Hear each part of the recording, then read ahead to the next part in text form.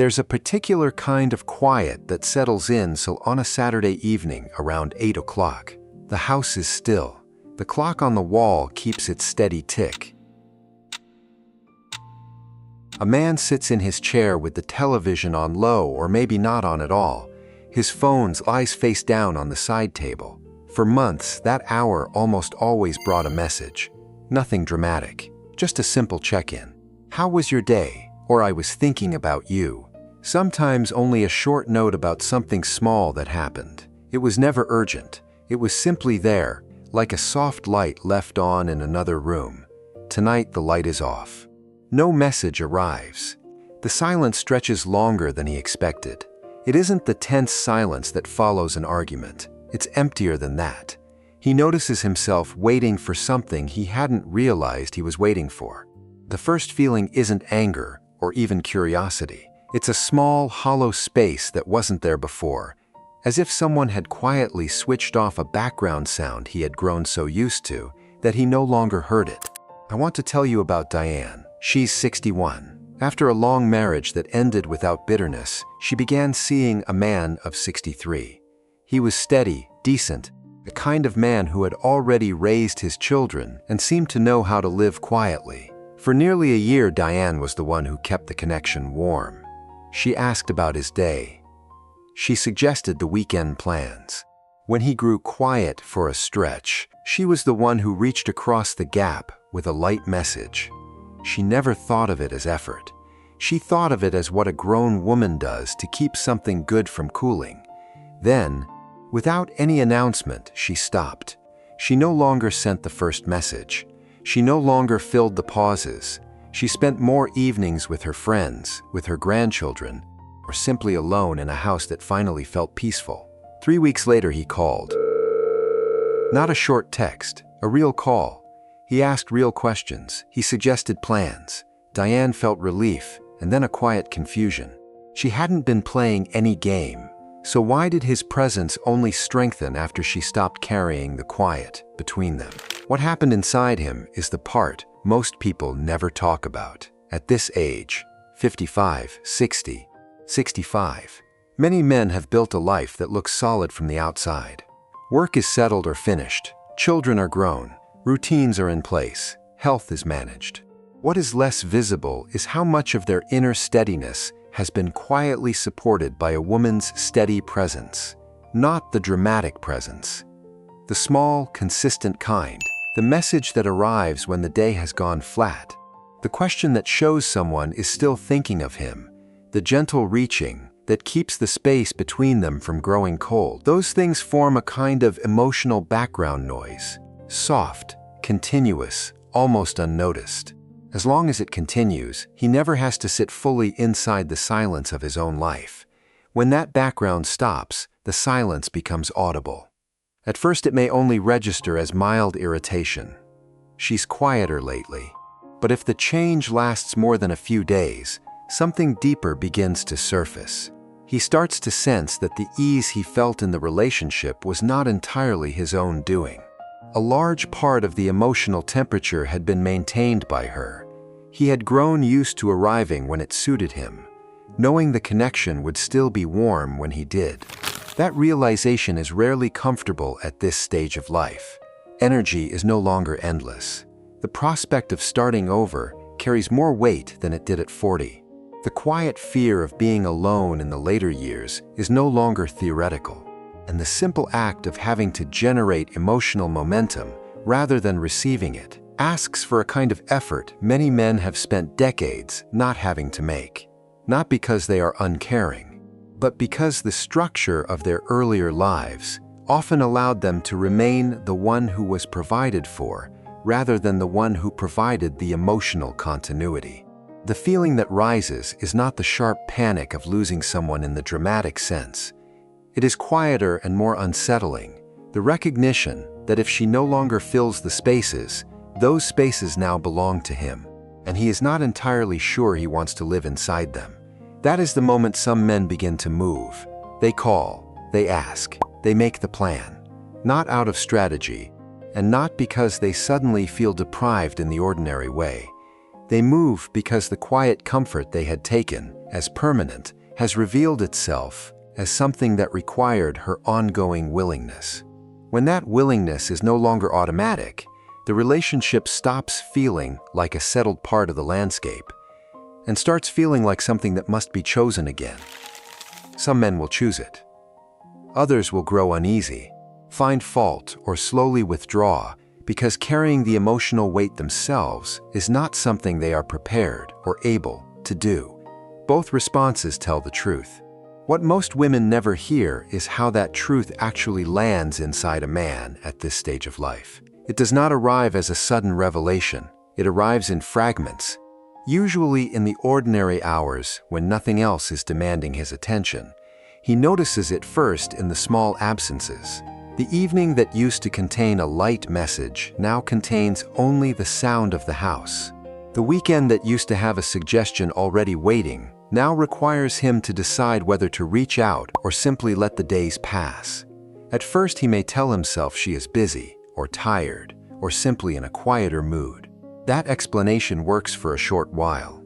Then the pattern continues and the explanation begins to feel thin. What rises next is not usually dramatic emotion. It is a low-grade unease. He finds himself checking his phone more often than he wants to admit, not because he is desperate, but because the familiar background presence is missing and the space it leaves feels larger than he expected. He may even feel a flicker of irritation. Why has the tone changed? Before the irritation gives way to something more honest. The connection had felt easy for a long time. He is beginning to see that the ease was not free. This is the part that rarely gets spoken. Many men of this age have spent decades inside relationships where the emotional climate was largely maintained by the woman. Not through grand gestures, but through the steady, almost invisible work of noticing, reaching, softening the gaps, and keeping the temperature from dropping. Over time, that work becomes part of the landscape. He stops registering it as work at all. It simply feels like the natural state of things. When it stops, the landscape changes, and he is forced to notice what had been holding it steady. The discomfort that follows is particular to this season of life. At 35 or 40, the same silence might register as a temporary inconvenience or even a mild challenge. At 60, it carries a different weight. The years ahead are no longer an open horizon. Energy is more carefully rationed. The idea of having to rebuild a sense of closeness from the ground up feels heavier because the ground itself is less forgiving. There is also the quieter awareness that loneliness later on will not be the romantic loneliness of youth. It will be the ordinary, persistent kind that settles into the days when health is less reliable and the circle of people has already grown smaller. So when the woman's steady reaching falls away, what the man confronts is not simply the loss of attention. He confronts the possibility that the emotional stability he had been living inside was partly borrowed. He had been living as if the relationship possessed its own momentum. In reality, much of that momentum had been supplied by her. Once she no longer supplies it, he is left with the question of whether he is willing or able to generate it himself. Some men discover that they are. The discovery is rarely dramatic. It looks like making the call instead of waiting. It looks like asking a real question about her day instead of offering the usual brief update. It looks like planning something and following through without being prompted. These actions are not performances. They are the first visible signs that he has registered the cost of remaining passive and has decided the connection is worth the effort of meeting it halfway. Other men discover the opposite.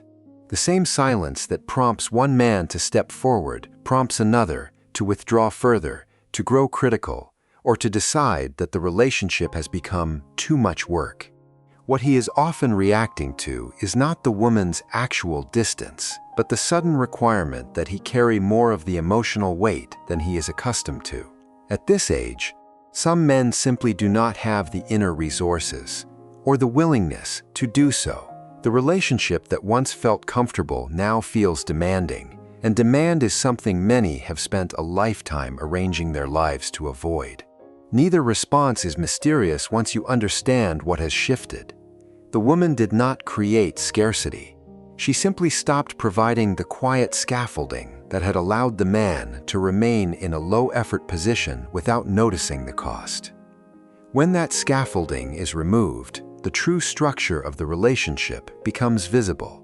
Either it can stand on mutual willingness or it cannot. This is why the change feels confusing to so many women. They did not set out to test anyone. They only reached a point where continuing to fill every silence began to cost them more than it gave. What they often fail to realize is that their consistent reaching had been doing more than keeping the connection warm.